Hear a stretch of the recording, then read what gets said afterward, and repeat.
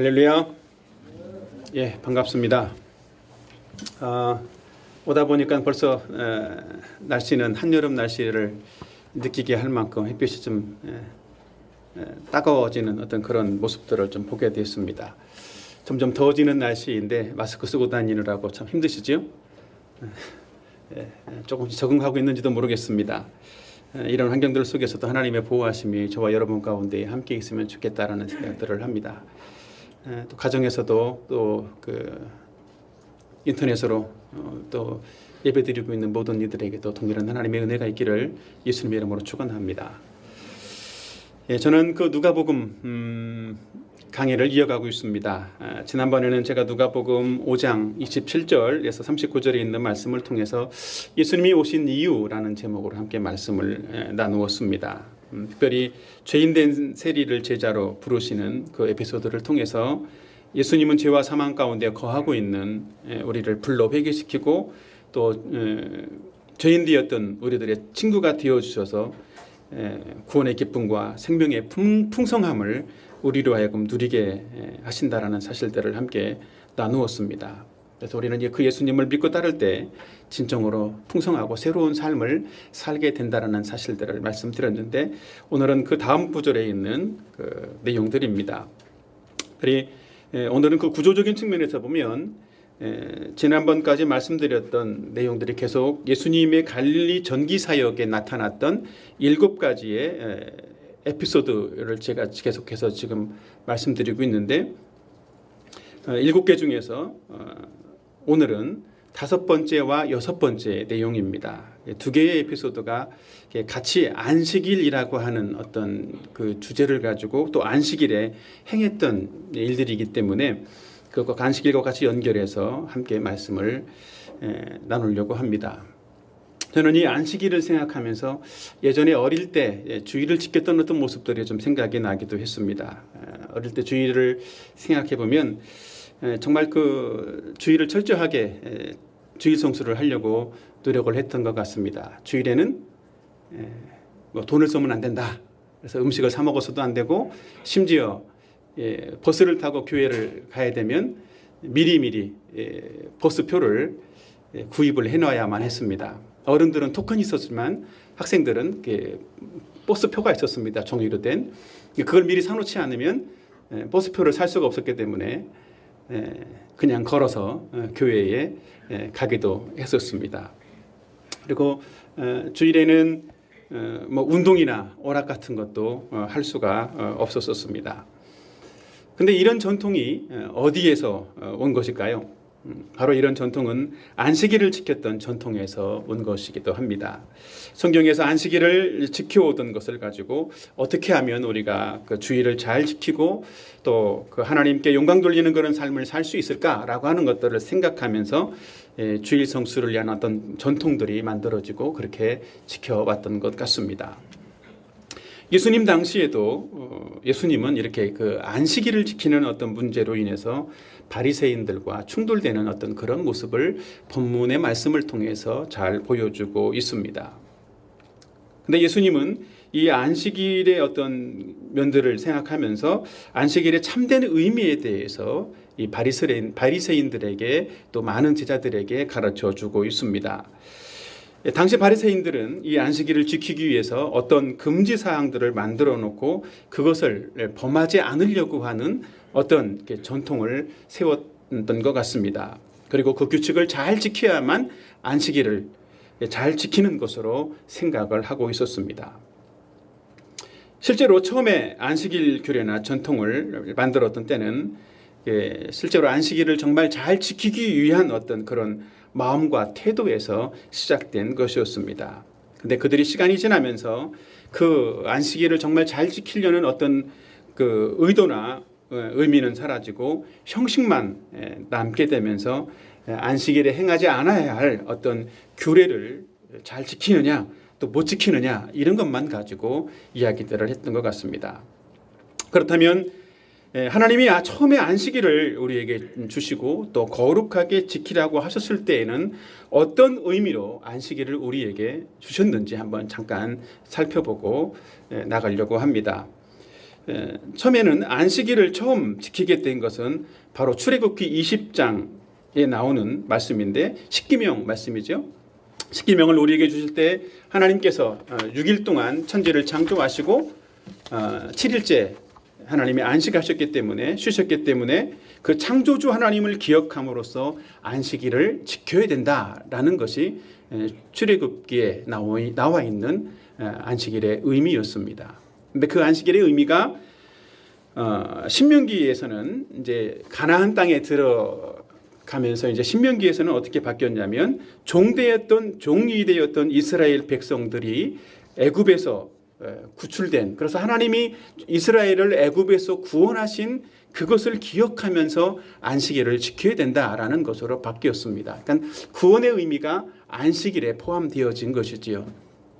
애굽에서 우리를 구원하셨다 하나님이, 그런 의미였는데, 또 신약에 와서는 예수님이 우리를 구원하기 위해서 십자가에 죽으시고 부활하신 사실들을 기억해서 예수님의 부활하신 날을 우리는 주일로, 그 초대교회에는 주일로 지키게 되었습니다. 그러니까 안식일의 개념과 의미가 주일로 옮겨져서 주일을 지키게 되었던 거지요. 그래서 그 전통이 이어져서 오늘 우리도 안식일을 지키지 않고 주일을 지키고 있습니다. 오늘이 무슨 날이죠? 어제가 안식일이었고 오늘은 안식 후 첫날 주님이 부활하신 날입니다. 바로 이 날에 우리를 구원하시고 또 우리를 구원하시기 위해서 십자가에 죽으시고 그 예수님이 부활하신 그날에 우리는 그 예수님을 믿음으로 우리는 영원한 안식에 들어가게 되었다라고 하는 그런 믿음으로 이 안식일을 지키고 있는 것입니다. 이것이 바로 우리가 안식일을 지켜야 하고 또 이것이 우리가 주일을 지켜야 하는 그 의미라고 말할 수 있습니다. 그래서 저는 오늘 이 본문의 말씀을 통해서 예수님이 말씀하시는 그 안식일의 바른 의미를 살펴봄으로써 하나님이 우리에게 안식일을 주신 이유가 무엇인지를 바르게 이해함으로써 오늘날 우리의 삶 속에서 주일을 어떻게 지키고 또 그 주일날 드리는 이런 예배를 통해서 우리는 어떻게 참된 안식을 누려가야만 할 수 있을지, 그런 사실들을 깨닫게 되는 소중한 시간이 되기를 바랍니다. 사랑하는 여러분, 우리는 어떤 마음으로 주일을 지켜야만 하겠습니까? 어떤 사람들은 그렇게 생각하기도 하는 것 같습니다. 공휴일이기 때문에 습관적으로 교회에 나와서 예배를 드리고 있는 것은 아닌가라는 그런 생각들을 하기도 합니다. 근데 그런 마음을 갖는다라면 조금 억울한 마음이 들지 않겠습니까? 다른 사람들은 출근도 하지 않고 학교도 가지 않고 쉬고 있는데 나만 나와서, 교회에 나와서 예배 드려야 된다, 나만 피곤하네, 이런 생각들을 할 수도 있을 것입니다. 근데 그렇게 되면 점차적으로 나중에 어떻게 될까요? 굳이 교회에 나가지 말고 요즘 비대면으로 예배를 드리는데 집에서 누워서, 침대에 누워서 유튜브로 상영되는 예배를 보고 또 휴양지에서, 피서지에서 놀면서, 어떤 여행지에서 이렇게 온라인 예배를 잠깐 드리고 마음껏 쉬자, 이런 쪽으로 점차 변화되어져 갈 수도 있는 것입니다. 우리는 이 코로나 시기에 정말 우리는 어떤 마음과 태도로 주일 예배를 드려야 하는지라고 하는 면들을 정말 깊이 돌아봐야만 하겠습니다. 온라인 예배를 드린다라고 해서 하나님이 받으시지 않는 것은 아니겠죠? 그렇습니다. 하나님이 그 예배도 분명히 받으십니다. 그러나 우리의 마음을 하나님께 드리지 않는다면 우리의 예배는 형식화가 되어지고 형식적인 예배로 전락해 버릴 수도 있다라는 것입니다. 주일은 우리를 구원하신 예수님의 은혜와 하나님의 사랑을 감사하고 찬양하면서 하나님께 영광 돌리는 그런 날이어야만 하는 것입니다. 우리는 이 주일을 지키면서 정말 안식일의 그 안식의 의미를 기억하고 예수 그리스도께서 우리에게 베풀어 주시는 그 참된 안식을 누리는 그런 날이 되어야만 하는 것입니다. 저와 여러분 모두가 진심으로 하나님을 사랑하며 영광 돌리는 그런 주일을 지킴으로써 하나님이 주시는 놀라운 복과 은혜가 저와 여러분의 삶에 넘쳐나기를 예수님의 이름으로 축원합니다. 그래서 오늘 이 안식일의 바른 의미에 대해서 말씀드리려고 하는데, 첫 번째 말씀드리려고 하는 것은 안식일은 사랑과 긍휼을 행하는 날이다라고 하는 것입니다. 예수님은 안식일을 단순하게 노동으로부터 자유를 얻고 쉬는 것이 아니라 하나님의 사랑과 긍휼을 행하는 날이어야 한다는 사실들을 강조해서 말씀하고 있습니다. 첫 번째로 전통만을 고집하지 말아야 한다는 것입니다. 당시 바리새인들은 안식일을 지킴에 있어서 안식일이 주는 어떤 의미를 생각하기보다는 자신들이 만들어 놓고 지켰던 전통만을 중요시했던, 그리고 그 전통을 지키기 위해서 고집했던 그러한 모습을 보여주고 있습니다. 자, 누가복음 6장 1절 2절 같이 한번 다 같이 보도록 하실까요? 다 같이 시작. 안식일에 예수께서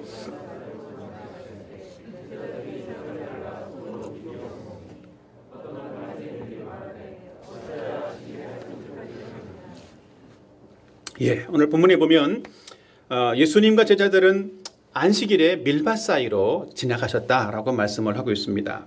근데 아마 그때가 식사 시간이 지났는지 아마 배가 고팠던 것 같습니다. 그래서 예수님과 제자들은 그 밀밭 사이에서 이삭을 잘라서 손으로 이렇게 비벼서 먹었던 그런 일이 있었습니다. 근데 그 일을 공교롭게 또 바리새인들이 아마 옆에서 지켜보고 있었는가 보지요.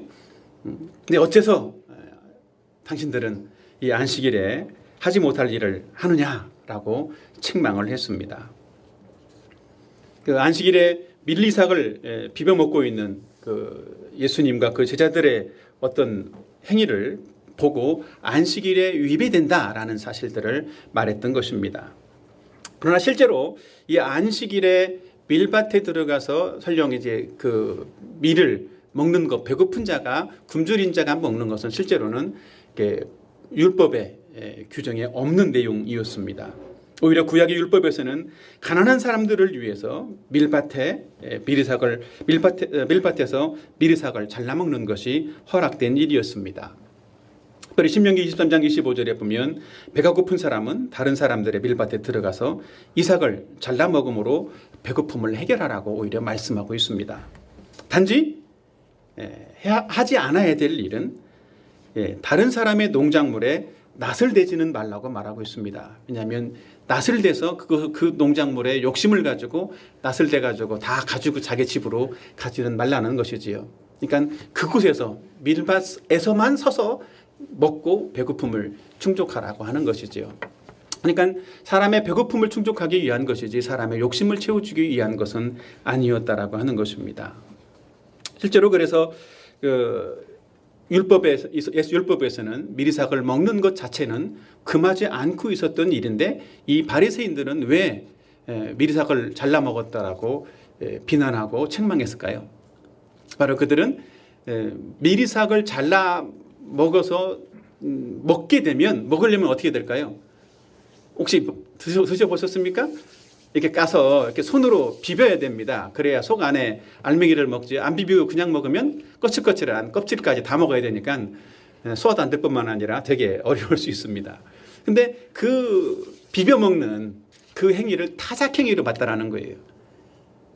그러니까 타작행위니까 너희는 타작을 했어. 지금 율법을 범한 거야. 안식일에 일을 한 거잖니? 그렇게 해서 안식일을 범했다라고 비난했다라고 하는 것입니다. 참으로 놀랍지 않습니까? 안식일에 먹는 거는 허용을 한다. 근데 비벼서 먹지는 말아라. 그럼 어떻게 먹을까요? 발로 해서 먹어야 되나요? 참 어려운 어떤 율법의 해석이지요. 그런 해석 속에서 바리새인들은 예수님과 제자들을 정죄했다라고 하는 것입니다.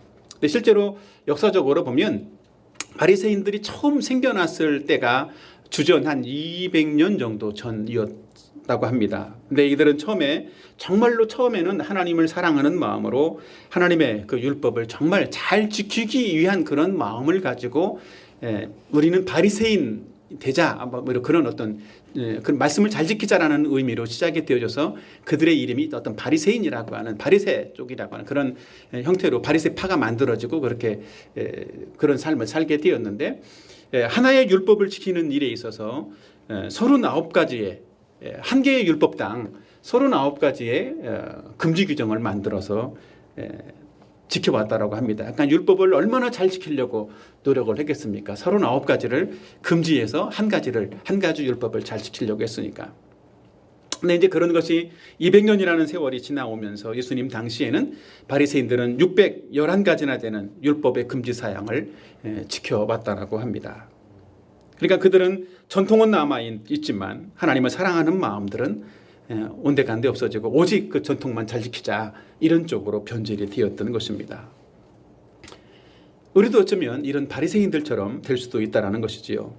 하나님을 섬긴다고 하면서 하나님을 사랑하는 마음은 온데간데 없이 율법이나 전통을 지키는 것에만 치우치지는 말아야 한다는 것입니다. 행위만 강조하고 정신을 잃어버리게 되면 율법주의가 되는 것입니다. 우리도 주의를 지킬 때에 주의를 왜 지켜야 하는지 그 의미와 정신을 잃어버리지 말아야 한다는 것입니다. 그래서 예수님도 전통만을 고집하는 바리새인들을 향해서 율법을 주신 이유가 무엇이고 또 안식일을 주신 의미가 무엇인지를 가르쳐 주신 것처럼 우리도 그런 의미에서 바르게 안식일에 주신 의미들을 이해해야만 한다는 것이지요. 두 번째입니다. 안식일은 사랑과 긍휼의 마음으로 안식일을 지켜야만 한다라고 하는 것이지요. 예수님은 안식일의 근본 정신이 사랑과 긍휼을 가지고 지키는 것이다 라는 사실들을 말씀하고 있습니다. 누가복음 6장 3절과 4절을 다 같이 한번 보도록 하겠습니다. 집에서 계신 분들도 모니터를 잘 보시고 같이 한번 한 목소리로 같이 읽도록 하겠습니다. 시작. 다윗이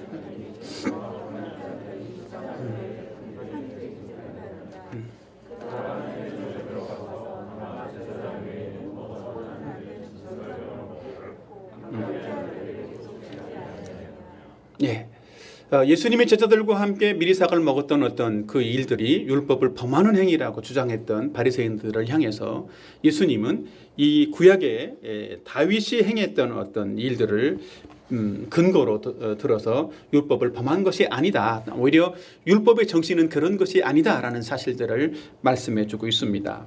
이 본문의 얘기는 사무엘상 21장에 나오는 그런 내용입니다.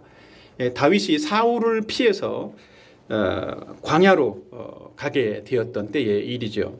그때 이 사람들이 광야에서 먹을 것이 없어서 배고파 굶주렸던 그런 상황에 이르렀습니다. 그럴 때 찾아간 사람이 누구였냐면 제사장 아히멜렉이었습니다. 근데 아히멜렉에게 떡 좀 주세요 그랬더니 아히멜렉이 가지고 있는 떡은 제사장만 먹을 수 있었던 진설병이었습니다. 진설병은 하나님의 제단에 하나님의 떡상에 드렸던 하나님께 드려졌던 그 떡이기 때문에 다른 사람은 먹지 못하고 오직 제사장만 먹을 수 있었던 떡이었습니다. 그런데 배고파서 굶주려 와 있는 다윗 일행을 향해서 이 제사장 아히멜렉은 자기가 가지고 있던 제사장만 먹어야 됐던 그 떡을 이 다윗 일행에게 먹게 주었다라는 것이지요. 그랬을 때 제사장만 먹어야만 했던 그 떡을 받아 먹었던 다윗 일행은 어떻게 됐을까요? 갑자기 하늘에서 불이 떨어지고 그랬을까요? 오히려 그들에게 아무런 일이 생기지 않았다라는 것입니다. 오히려 먹음으로 배불렀고 오히려 그 사건을 통해서 보여주는 것은 예외적으로 배고픈 제사장만 먹을 수 있는 진설병일지라도 굶주려 있는 사람에게는 예외적으로 허용된다라는 사실들을 말씀하고 있는 것입니다. 예수님은 이 다윗의 일화를 말씀해 주면서 율법의 정신이 바로 사랑과 긍휼이라고 하는 사실들을 이 바리새인들에게 가르쳐 주고 있었던 것입니다. 그래서 바리새인들이 가지고 있었던 어떤 잘못된 형식과 전통을 바르게 잡아 주신 것입니다. 예수님은 율법의 생명력은 이 사랑에 있다는 사실들을 말씀으로 보여주신 것입니다. 율법의 생명력은 어디에 있다고요? 사랑에 있는 것입니다. 우리가 말씀을 잘 지키는 것, 그냥 말씀 자체를 지키는 것이 문제가 아니라 사랑으로 말씀을 지켜야만 한다는 사실들을 말씀하고 있는 것입니다. 이 말씀을 우리의 삶에 적용해 보겠습니다. 우리는 전통주의에 빠지지 않아야 한다는 것이지요. 여러분, 전통은 좋은 것입니다. 그러나 전통만을 중요시하고 전통만을 고집함으로써 우리는 전통주의에 빠지지 말아야 한다는 것입니다. 율법을 잘 지키려고 하다가 율법주의에 빠지지 말아야 한다는 것입니다. 안식일을 주신 취지와 의미를 잃어버리고 안식일에 행하지 말아야 할 어떤 행위만을 고집하는 사람들이 되지 말아야 한다는 것입니다. 이 본문의 내용과 이 병행구절인 마가복음에서는 예수님은 안식일을 주신 것이 사람을 위해 주신 것이다라는 사실들을 명백하게 말씀해 주고 있습니다. 같이 한번 보도록 할까요? 마가복음 2장 27절입니다. 다 같이 시작.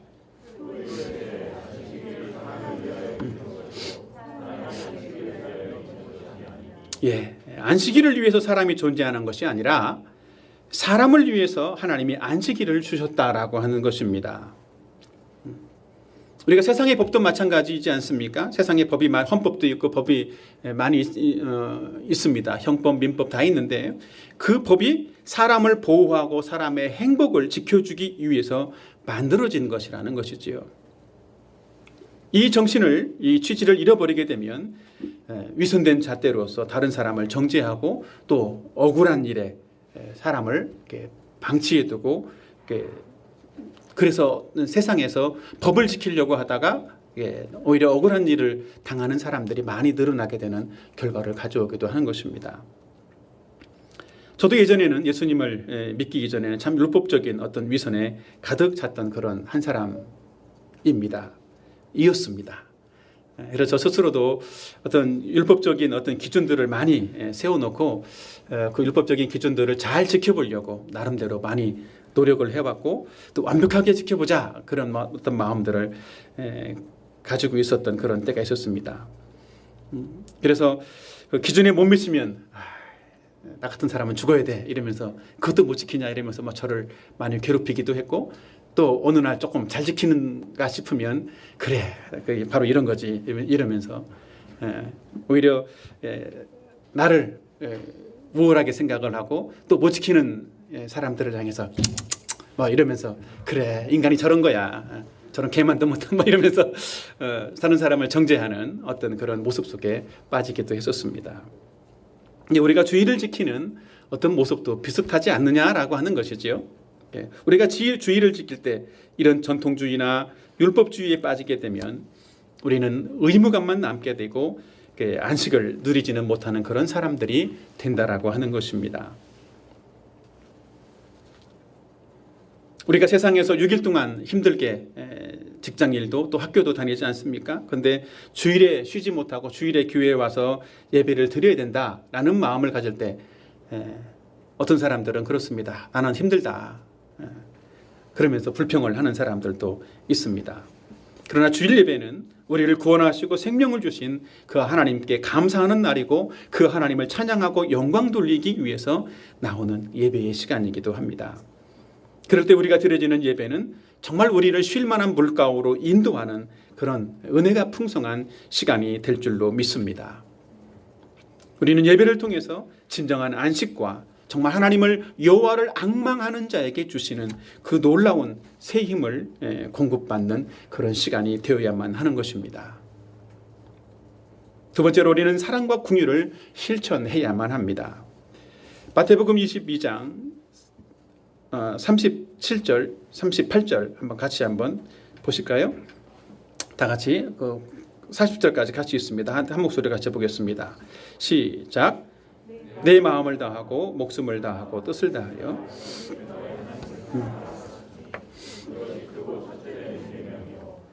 그때도 이와 같으니 내 이웃을 내 자신과 같이 사랑하라 하셨으니 이 두 계명이 온 율법과 선지자의 강령이니라. 마태복음에서는 우리에게 주신 구약 성경의 모든 율법 모든 것들이 무엇에 근거한다고 그랬습니까? 하나님을 사랑하고 이웃을 사랑하는 것에 근거를 두고 있다라고 말씀을 하고 있습니다. 온 율법과 선지자의 강령이다라고 말씀을 하고 있습니다.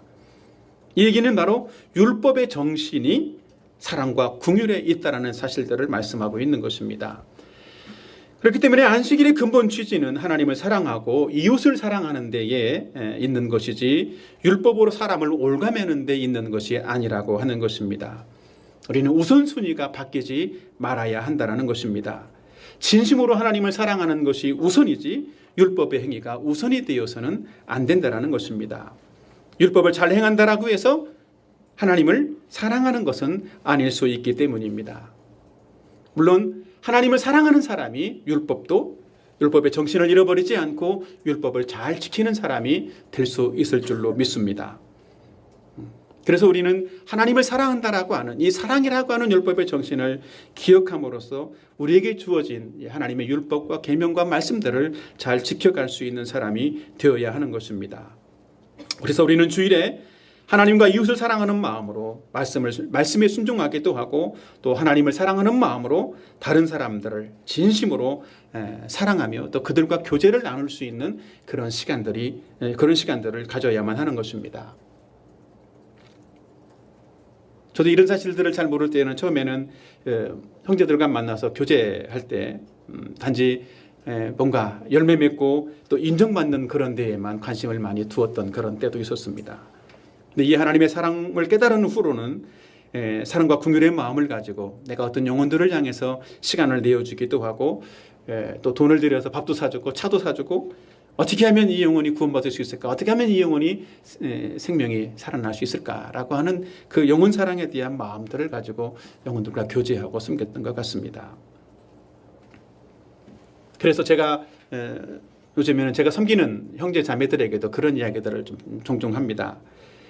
이 사랑과 긍휼의 마음을 가지고 서로 교제 좀 해라. 자기 리더하고만 교제하지 말고 다른 리더가 달라도 괜찮다.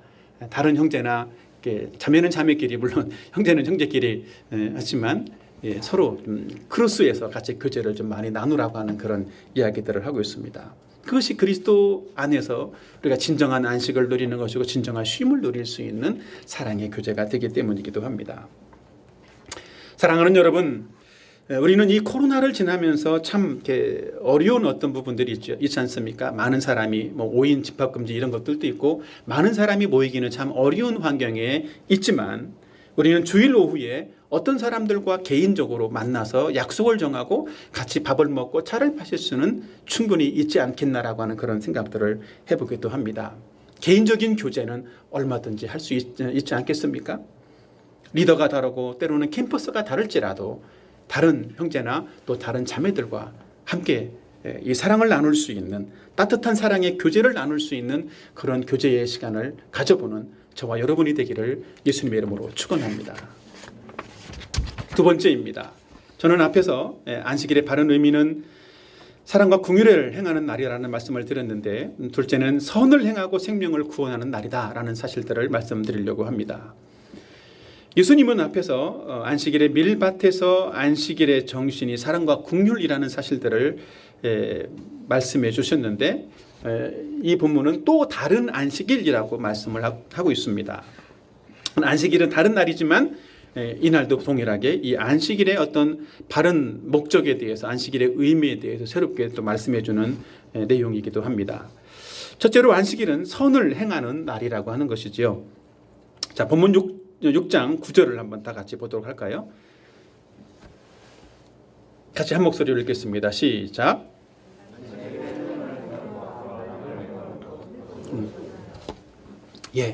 예수님은 그렇게 질문합니다. 안식일이 선을 행하는 것과 악을 행하는 것 중에서 어느 것이 옳은 일이겠느냐. 그러니까 안식일을 주신 목적이 선을 행하는 것이라는 사실들을 예수님은 명백하게 말씀하고 있는 것입니다. 이 본문에 나와 있는 선이라고 하는 것은 도덕적인 의미에서의 선이 아닙니다. 도덕적인 의미로서의 어떤 명사가 아니라 마땅히 올바르게라고 하는 의미를 가지고 있는 부사형의 역할을 하고 있는 단어입니다. 그래서 선을 행하는 것은 마땅히 행해야 할 일, 올바로 행해야 할 일, 그 일이 바로 선이라고 하는 것입니다. 예수님이 이 말씀을 안식일에 회당에서 하셨는데 예수님이 회당에서 말씀을 가르치시고 있는 그 자리에 어떤 사람이 있었냐면 손 마른 사람이 있었다라고 말씀을 하고 있습니다. 예수님은 이 손 마른 사람을 향해서 무엇을 하는 것이 선을 행하는 것이냐라고 말씀을 하시면서 그 의미들을 가르쳐 주신 것이지요. 당시 손이 마른 사람은 사람들의 인식에 그런 인식이 있었다라고 합니다. 손 마른 사람은 그 사람이 죄로 인해서 죄를 지어서 하나님께 심판을 받은 것이다 라는 생각을 하고 있었다라는 거지요. 그런데 예수님은 그 사람을, 손 마른 사람을 향해서 정죄하지 않으시고 그의 필요를 먼저 보셨다라는 것입니다. 이 사람은 손이 말라 있기 때문에, 그것도 오른손이 마른 사람이었기 때문에 먹고 살기 위해서는 다른 사람보다 훨씬 더 많은 수고를 하고 애를 써야만 살 수 있는 사람이었고, 그 사람은 정말 안식을 누리기보다는 정말 애쓰고 힘쓰고 고생하는 그런 사람이었다라는 것을 예수님은 잘 알고 있었다라는 것입니다. 그래서 예수님은 그런 사람을 고쳐주시면서 안식일의 참된 의미가 무엇인지를, 안식일에 바르게 행해야 될 일들이, 마땅히 행해야 할 일들이 무엇인지를 보여주셨다라고 하는 것입니다. 그러나 바리새인들은 예수님과 달리 무엇을 보고 있었습니까? 한번 본문 6장 7절을 같이 한번 보실까요? 다 같이 시작. 서기관과 바리새인들이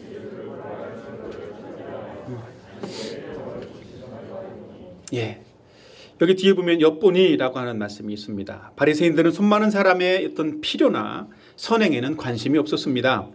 오직 예수님을 고발하기 위할 증거를 찾기 위해서 엿보고 있었다라는 것이지요. 예수님이 지금 안식일인데 손 마른 사람을 고치나 안 고치나 보자.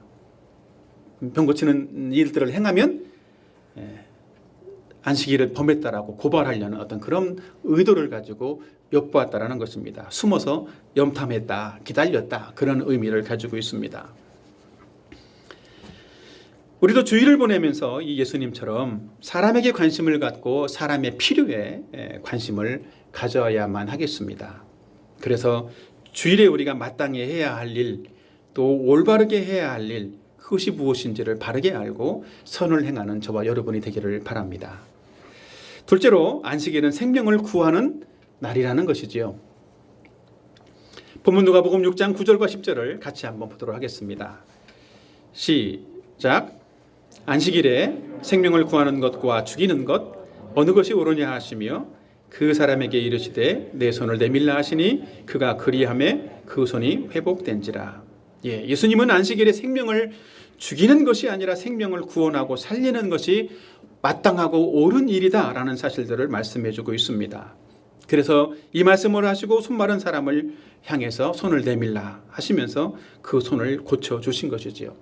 어쩌면 예수님이 이 안식일에 이 사람을 고쳐주면서 사람들이 많지 않은 다른 곳, 조용한 곳에서 이 사람을 고쳐주실 수도 있지 않았겠습니까? 그런데 예수님은 그러지 않고 많은 사람이 모여 있었던 그 회당에서, 예수님이 가르치시는 그 현장에서 그 사람을 고쳐주셨습니다. 마치 죽은 나무처럼 말라서 비틀어져 있던 그 사람의 오른쪽 손을 회복시켜 주셨던 것이지요. 예수님은 생명력이 없던 그 손에 생명을 불어넣으시고 정말 죄로 인해서 말라 있었던 그 손을 회복시켜 주심으로 그 영혼에게, 그 사람에게 진정한 생명을 주셨던 것입니다. 그래서 예수님은 이 손 마른 사람을 고쳐주심으로써 안식일에 생명을 구원하는 일이 어떤 율법보다 더 우선되는 것임을 예수님은 보여주셨던 것입니다. 그래서 생명을 살리지 못하는 영적인 일은 종교 활동에 불과하다라는 사실들을 말씀해주고 있는 것이지요. 죽은 자가 살아나는 일, 죽은 자가 생명을 얻을 때에만 진정으로 안식을 누리게 된다라는 사실들을 이 말씀을 통해서, 이 사건을 통해서 잘 보여주고 있는 것입니다. 우리도 주일을 보내면서 우리는 영혼의 생명을 살리는 일에 관심을 가져야 하지 않겠습니까? 한 사람의 육신의 필요에 대해서 관심을 가질 뿐만이 아니라 그 영혼의 영적인 필요에 대해서도 관심을 갖고 그 영혼의 생명을 살리는 일에 관심을 갖게 된다면 그 사람의 진정한 필요를 채울 수 있는 그런 삶이, 그런 주일이 될 줄로 믿습니다. 이 말씀을 가지고 묵상하고 적용해 보겠습니다. 첫째로는 다른 사람의 필요를 주어야 한다는 것입니다.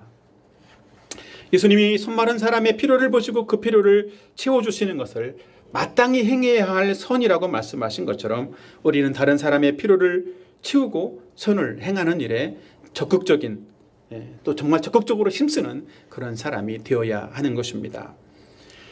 다른 사람의 필요를 채우기 위해서는 무엇이 필요하겠습니까? 필요를 먼저 볼 수 있어야만 합니다. 그 필요를 보기 위해서는 또 필요한 것이 무엇일까요? 그 사람에게 관심을 가져야만 그 필요가 보이는 것이지요. 관심과 반대는 무엇입니까? 무관심이지 않습니까? 무관심. 무관심은 더 이상 어떤 사람들의 필요를 보지 않으려는 악한 마음이기도 합니다. 나는 신경 쓰지 않을래. 알아서 해. 뭐 이런 어떤 마음이지요. 우리는 이런 악한 마음을 버리고 선한 마음으로 다른 사람의 필요를 살피고 그 필요를 채워주기 위해서 힘쓰고 또 그런 필요를 보여주시도록 하나님 내게 그런 필요를 보여주십시오라고 하나님께 기도하는 사람들이 되어야만 하는 것입니다. 우리는 주일에 함께 예배하는 형제나 자매들과 정말 따뜻한 마음으로 먼저 다가가서 인사도 할 뿐 아니라 어떤 형제에게 아픔이 없는지 아픔이 있는 형제를 찾아가서 또 아픔이 있는 형제에게 관심을 가지고 찾아가서 살피기도 하고 어루만지고 격려해주는 일들도 해야만 합니다.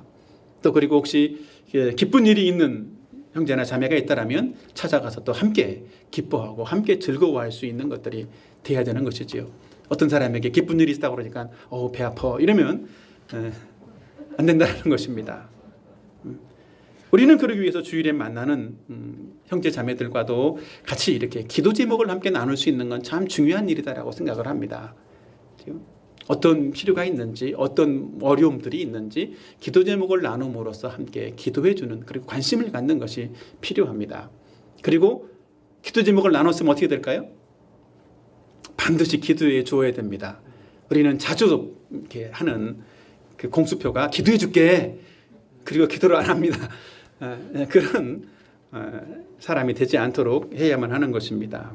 기도해 주기로 했으면 반드시 기도해 주고 그 기도의 제목이 응답된 걸 가지고 함께 기뻐하고 즐거워할 수 있는 사람이 되어야 하는 것이지요.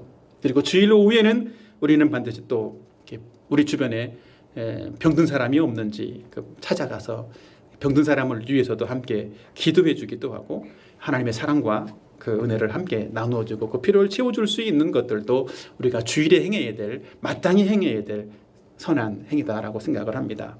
그런 선한 행위를 날마다 이어가는 저와 여러분이 되기를 바랍니다.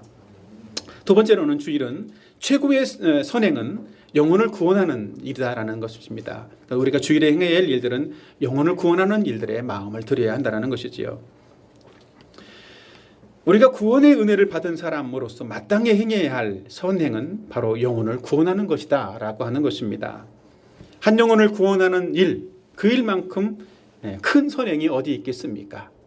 뭐니 해도 가장 큰 선행은 영혼을 구원하는 일입니다. 영혼의 구원은 죽어있는 사람에게 생명을 주는 것이고 지옥에 있는 지옥 가는 그런 영혼을 천국으로 옮겨놓는 일이기도 한 것입니다.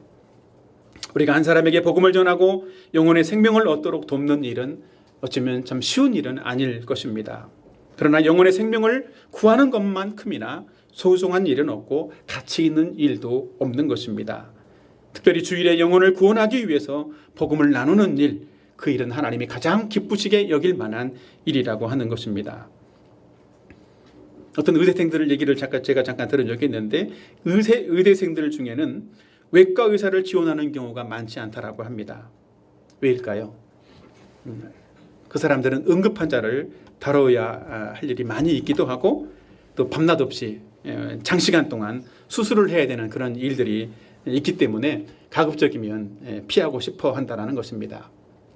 그러나 어떤 사람들은 이 외과 의사만큼 보람 있는 일도 없다라고 생각해서 자원하는 사람들도 있다라고 합니다. 그런 사람들은 돈을 벌기 위해서 의사를 하는 것이 아니라 사람의 생명을 살리기 위해서 의사를 한다는 것이지요. 우리도 마찬가지입니다. 다른 사람의 영혼을 구원하기 위해서 시간을 내어주고 복음을 전해주는 그런 일들, 결코 쉬운 일은 아닐 수 있지만 그것만큼 가치 있는 일은 없다라는 사실들을 우리는 알아야만 하는 것이지요. 그래서 우리의 주중에 우리는 일 때문에 직장 때문에 학교 때문에 정말 시간이 없고 바쁘다라면 최소한 일주일에 하루 주일에라도 영혼의 생명을 구원하기 위해서 우리의 시간을 내어 주어야 하는 것입니다. 가까운 곳에서 전도하기도 하고 또 우리의 관계성이 있는 사람들에게 전화도 하기도 하고 또 카톡을 보내기도 하고 이런 시간들을 가지면서 그것이 정말 그 영혼의 생명을 구원하기 위한 간절한 마음으로 관심을 갖고 연락도 해주고 기도도 해줘야만 한다는 것이지요. 사람은 자기가 옳다고 확신하는 것을 행동으로 옮길 때 더욱 빛나는 사람이 되는 줄로 믿습니다. 내가 옳다고 생각하는 일들, 그 일에 또 그 일을 행동으로 옮기는 일에 주저하지 않는 저와 여러분이 되기를 바랍니다. 다니엘서 12장 3절 말씀을 같이 한번 보도록 할까요? 성경에 이런 말씀이 있습니다. 다 같이 시작. 많은 사람을 오른 대로 별과 같이 영원토록 빛나리라. 예, 맞습니다. 사랑하는 여러분, 우리 모두가 안식일을 주신 목적을 잘 이해하고 영혼의 생명을 살리는 일을 위해서 마음을 드리고 순종하는 그런 저와 여러분이 되기를 바랍니다. 주일은 우리의 영혼을 구원하시기 위해서 예수님이 사망 권세를 이기시고 부활한 날입니다. 이 주일에 우리도 생명을 구원하는 일에 동참하는 저와 여러분이 되었으면 좋겠습니다. 그리고 누군가 자신을 위해서 정말 생명을 내어주고 자신이 구원받도록 복음을 전해주는 그런 사람이 있다면 그런 사람을 소중하게 여겨주고 감사할 수 있는, 감사의 마음을 가질 수 있는 그런 분들이 되기를 바랍니다. 그래서 가르쳐주는 말씀을 잘 듣고 순종함으로써 자기 자신의 영혼이 진정으로 구원받는 그런 복스러운 그런 생애가 되기를 예수님의 이름으로 축원합니다. 저는 앞에서 안식일의 바른 이유, 의미 이 두 가지를 말씀드렸습니다. 사랑과 선행을 행하고 또 선을 행하며 또 생명을 구원하는 그런 날이어야 된다라는 사실들을 말씀드렸습니다. 마지막 세 번째는 예수님이 주인 되는 날이 바로 안식일이다라는 것입니다. 안식일은 예수님이 주인이심을 믿고 예수님과 새로운 관계를 맺으며 살아가는 그런 날이어야 한다는 것을 본문을 통해서 말씀하고 있습니다. 바로 이 말씀이 안식일 논쟁의 결론이기도 합니다. 첫 번째는 예수님이 바로 안식일의 주인이시라는 것이지요. 자, 누가복음 6장 5절을 같이 한번 다 같이 보겠습니다. 다 같이 시작. 예. 예수님이 안식일의 주인이시다. 이 말씀은 예수님이 안식일의 주인이신 것을 믿어야 된다라는 의미이기도 합니다. 예수님이 안식일의 주인이라는 것은 무엇을 의미하겠습니까? 두 가지 정도 생각을 해봤는데 첫째는 예수님이 안식일을 만드셨다라고는 의미입니다. 예수님이 안식일을 만드신 창조주 하나님이심을 우리는 믿어야 한다는 것이지요. 우리는 예수님이 안식일을 만드신 주인이심을 믿을 뿐만 아니라 또 안식일을 통해서 예수님이 우리 자신을 창조하신 주인이라는 사실들을 믿고 자기 자신이 주인 되어 살아가는, 그래서 정말 자기 자신의 어떤 노력을 멈추는 자가 되어야 하는 것입니다. 우리가 자기 자신의 주인으로 살려는 자기 자신의 어떤 노력을 멈추게 될 때에만 진정으로 우리는 안식과 쉼을 누릴 수 있는 그런 사람이 되는 것입니다. 또 하나는 안식일이 예수님이 주인이라는 의미는 예수님 안에서만 진정한 안식을 누릴 수 있다라고 하는 의미라고 생각을 합니다. 예수님이 안식일의 주인으로서 진정한 안식을 우리에게 주신다라는 의미죠. 우리가 예수 안에서 진정한 안식을 누리기 위해서는 먼저 우리는 예수님을 자기 자신의 진정한 주인으로 또 믿고 영접을 해야만 합니다. 예수님을 구세주와 주님으로 믿고 예수님 안에 거할 때에만 우리는 진정한 안식을 누리는 자가 되는 것입니다. 그렇지만 예수님을 인생의 주인으로 믿지 않는 사람들은 어떻게 될까요? 그들은 자기 자신의 힘과 노력으로 수고하고 땀 흘리면서 어떤 좋은 결과를 기대를 하면서 삽니다. 그러나 사람의 노력으로는 절대로 기대하는 만큼 좋은 결과를 얻을 수 없는 것이 우리의 인생이기도 합니다. 예전에 프랑스에서 있었던 어떤 일이 있었습니다. 우리가 잘 아는 프랑스의 계명주의 철학자 볼테르라는 사람 있지 않습니까? 그 사람이 그랬답니다. 기독교의 안식을 없애버린 후에야 비로소 기독교를 없애버릴 수 있다라는 이야기를 했다고 합니다. 그래서 프랑스에서는 18세기 말에 프랑스 혁명 직후에 일주일마다 7일마다 있었던 주일을 폐지를 했답니다. 그리고 그것을 10일에 한 번 쉬는 걸로 바꿨다라는 거죠. 어땠을까요? 시간이 얼마 안 지나서 많은 사람들이 피로 때문에, 피로와 스트레스로 인해서 견디지 못하고 아우성치기 시작을 했답니다. 그리고 오히려 노동의 결과도 더 좋지 못한 결과들을 가져왔다라고 하는 것이지요. 그래서 어쩔 수 없이 다시 그 일주일마다 주일을 쉬는 것으로 복귀시켰다라고 합니다. 우리가 주일을 지키는 것 같지만 실제로는 주일이 우리를 지켜준다라는 사실들을 잘 보여주고 있는 일화이기도 합니다. 이런 사실들을 예수님을 안 믿는 불신자들이 잘 확인시켜 준 것이기도 하죠. 성경은 예수님이 한 종교의 창시자나 교주가 아니라 바로 만물을 창조하시고 우리에게 생명을 주시는 생명의 주인이라는 사실들을 말씀해 주고 있습니다. 그렇기 때문에 우리는 예수님 안에서 예수님이 공급해 주시는 힘과 능력을 의지해서 진정한 쉼을 누리는 그런 사람이 되어야 하는 것입니다. 예수님이 안식일의 주인이시며 우리 인생의 주인이심을 믿고 날마다 예수님 안에서 깊은 안식을 누려가는 저와 여러분이 되기를 바랍니다. 둘째로 예수님은 율법의 완성이시다라고 하는 것입니다. 안식일의 주인 되신 예수님이 율법의 완성이 되시는 분이시라는 것이지요. 누가복음 6장 5절을 다 같이 한번 읽어보겠습니다. 다 같이 시작. 또 이르되 인자는 안식일의 주인이시라 하시니라. 여기에서 주목할 단어는 인자입니다. 인자. 인자라고 하는 이 단어는 다윗의 자손으로 오실 것으로 예언된 메시아라는 의미를 가지고 있는 아람어식 표현입니다. 그러니까 인자 그러면 누구나 할 것 없이 사람의 아들이야? 이게 아니라 메시아구나, 하나님의 아들이구나, 이런 사실들이, 이런 생각들을 다 가지게 되었다는 것이지요. 그래서 예수님이 메시아라는 것은 우리를 구원하시기 위해 오신 분이라는 의미를 가지고 있는 것이지요. 예수님이 율법의 모든 요구를 다 이루시는 그 율법의 완성이 되셨기 때문에 우리는 율법 아래 있는 모든 사람들이 예수님을 통해서 구원받고 진정한 안식을 누릴 수 있게 되었다라고 하는 것입니다. 당시 유대인들이 보기에 예수님은 안식일을 범하는 분처럼 보였지만 예수님은 하나님의 뜻과 의도를 따라서 안식일뿐만 아니라 모든 율법을 완전히 지키신 그런 분이셨습니다. 예수님이 우리를 대신해서 율법의 모든 요구를 다 이루어 주신 분이시기 때문에 우리는 예수님을 믿음으로 예수님 안에서 의로운 자가 되고 또 예수님 안에서 진정한 안식을 누릴 수 있는 그런 사람이 되어지는 것입니다. 예수님은 우리의 메시아로서 모든 율법의 요구를 다 이루심으로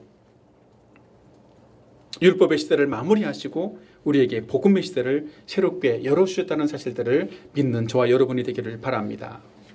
사랑하는 여러분, 우리는 예수님이 율법의 완성이 되시는 이 안식일의 주인이라는 사실들을 믿고 예수님 안에서 율법의 종이 아니라 의의 종으로서 하나님의 사랑과 은혜를 누려가는 그런 생애를 살아가는 그런 분들이 되기를 바랍니다. 새 부대에 새 포도주가 담기는 것처럼 율법의 완성이 되시고 우리의 인생의 주인이 되어주시는 예수님 안에서 우리는 날마다 예수님과 교제하면서 참된 안식을 누려가는 그런 사람들이 되어야만 하는 것입니다. 이 말씀을 우리의 삶에 묵상하고 적용해 보겠습니다. 첫째로 우리는 예수님 안에서 매일 안식을 누려야만 합니다. 예수님이 안식일을 만드신 주인이시기 때문에 우리는 예수님 안에서 안식을 누리는 자가 되어야 한다는 것입니다. 예수님을 주님으로 믿고 의지함으로써 자신의 노력과 수고를 멈추고 이제 매일의 삶 속에서 예수님이 공급해 주시는 은혜와 능력을 의지해서 진정한 안식을 누리는 자들이 되어야만 한다는 것입니다. 또한 우리가 예수님을 믿고 예수님을 주님으로 믿고 그 안에서 안식을 누리는 사람이라면 우리는 예수님 안에서 구원의 즐거움을 누리고 삶의 모든 문제를 우리의 주인 되신 예수님께 맡기고 믿음으로 기도하는 그런 사람들도 되어야 하는 것입니다. 우리가 잘 아는 말씀인데 빌립보서 4장 6절 7절을 같이 한번 보도록 하실까요? 빌립보서 4장 6절과 7절입니다. 다 같이 시작. 염려하지 말고 기도와 간구로 너희 구할 것을 감사함으로 하나님께 아뢰라.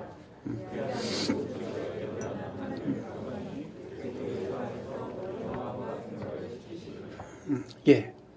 우리가 삶을 살다 보면 매일 삶에 새로운 어떤 염려들이 우리에게 찾아오기도 합니다. 그러나 매일 찾아오는 그 염려를 가지고 스스로 혼자 고민하고 염려하지 말고 예수님께 가지고 나가서 예수님께 맡기고 기도해야 한다는 것입니다. 그럴 때 예수님이 우리를 대신해서 염려하고 또 우리에게는 하나님이 주시는, 예수님이 주시는 진정한 평안을 누리도록 해주신다는 것입니다. 우리가 정말 이 땅에서 이 평안을 누리기 위해서 하나님의 약속을 주장하면서 예수 그리스도의 공로와 예수님의 이름을 의지하고 예수님께 나가서 기도하는 그런 사람이 되어야만 하는 것이지요. 사랑하는 여러분, 삶의 문제로 마음에 염려하고 근심하는 분들이 있습니까? 그런 분들이 있다면 매일매일 하나님께 나가서 기도하는 여러분들이 되기를 바랍니다. 그리고 매일마다 우리는 매일 밤마다 매일 밤마다 9시만 되면 그냥 자동적으로 기도의 음악이 켜진다는 사실들을 기억했으면 좋겠습니다. 우리가 안 나가도 기도의 음악은 켜집니다. 음악만 혼자 기도하지 않고 우리가 나가서 함께 기도할 수 있는 그런 저와 여러분이 되었으면 좋겠습니다.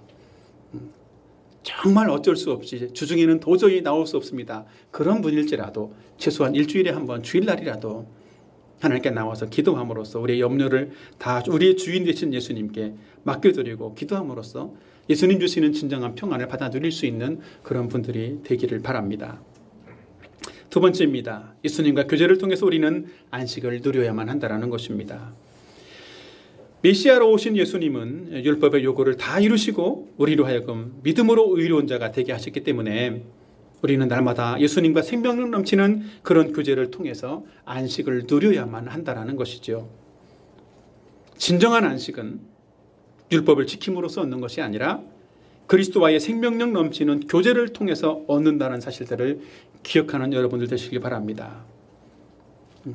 그 일로 우리는 실제로 예수님과의 교제의 자리로 하나님은 우리를 부르시고 계십니다. 자, 고린도전서 1장 9절을 다 같이 한번 보도록 하겠습니다. 다 같이 시작. 너희를 불러 그의 아들 예수 그리스도 우리 주와 더불어 교제하게 하시는 하나님은 미쁘시도다. 예, 이 본문을 통해서 진정한 안식은 예수님과 그 말씀과 기도로서 교제를 누리는 것이다 라는 사실들을 말씀하고 있습니다. 그것을 위해서 하나님은 우리를 불러주셨다는 것이지요. 예수님과의 교제는 수단이 아니라 목적이어야 합니다. 우리는 교제를 위해서 부름을 받은 자이기 때문이죠. 그래서 우리는 매일 이 경건의 시간을 소중하게 여기는 사람들이 되어야만 합니다. 누가 경건의 시간을 만들어놨어? 이러지 마시고 의무감이나 짐으로 경건의 시간을 여기지 않기를 바랍니다. 주님과 교제할 수 있는 특권이 바로 경건의 시간, 주님과 만나는 교제하는 그 시간이라는 사실들을 기억하시길 바랍니다. 주님과 만나는 아침 경건의 시간은 우리에게 짐이 아니라 의무가 아니라 특권입니다. 그 특권을 누리는 저와 여러분이 되기를 바랍니다. 우리는 아침마다 말씀을 읽고 묵상하면서 자신의 생각을 어떤 행위나 사역에 두지 않기를 권면해 드립니다. 오히려 우리의 생각의 중심을, 묵상의 중심을 예수님께 두기를 바랍니다. 그래서 진정으로 예수님과 교제하고 예수님 주시는 복음의 은혜와 사랑과 그 축복과 은혜들을 충분히 누려나가면서 그 안에서 쉼을 얻고 그 안에서 풍성함을 받아 누릴 수 있는 그런 시간이 되어야만 하겠습니다. 날마다 우리를 참된 안식과 쉼을 누리도록 교제의 자리로 우리를 부르시는 주님의 초대장을 거절하지 않고 받아들이는 저와 여러분이 되었으면 좋겠습니다. 마지막으로 성경 한 구절 말씀 같이 읽고 말씀을 마무리를 하려고 합니다. 마태복음 11장 28절입니다. 다 같이 한번 보겠습니다. 시작. 수고하고 무거운 짐진 자들아 다 내게로 오라. 내가 너희를 쉬게 하리라. 내가 너희를 쉬게 하리라 약속하고 있습니다. 사랑하는 여러분, 날마다 삶의 무거운 짐을 가지고 고민하지 마시고 주님께 나와서 말씀드리고 맡겨드림으로써 주님이 주시는 진정한 삶의 안식과 또 평안과 기쁨을 받아 누릴 수 있는 저와 여러분이 되시기를 예수님의 이름으로 축원합니다. 같이 기도하겠습니다. 오늘 말씀을 생각하면서 함께 기도했으면 좋겠습니다. 오늘 말씀을 통해서 저는 세 가지를 말씀을 드렸습니다. 안식일은 사랑과 기쁨을 행하는 날이다. 안식일은 선을 행하고 생명을 구원하는 날이다. 안식일은 예수님이 주인 되는 날이다라는 사실들을 말씀을 드렸는데 이 말씀을 기억하면서 우리가 예수 그리스도 안에서 진정한 이 안식일의 의미를 찾고 발견하고 진정한 안식을 누릴 수 있는 그런 삶이 되게 해달라고, 그런 매주매주의 주일이 되게 해달라고 같이 합심해서 같이 기도하도록 하겠습니다. 기도하겠습니다.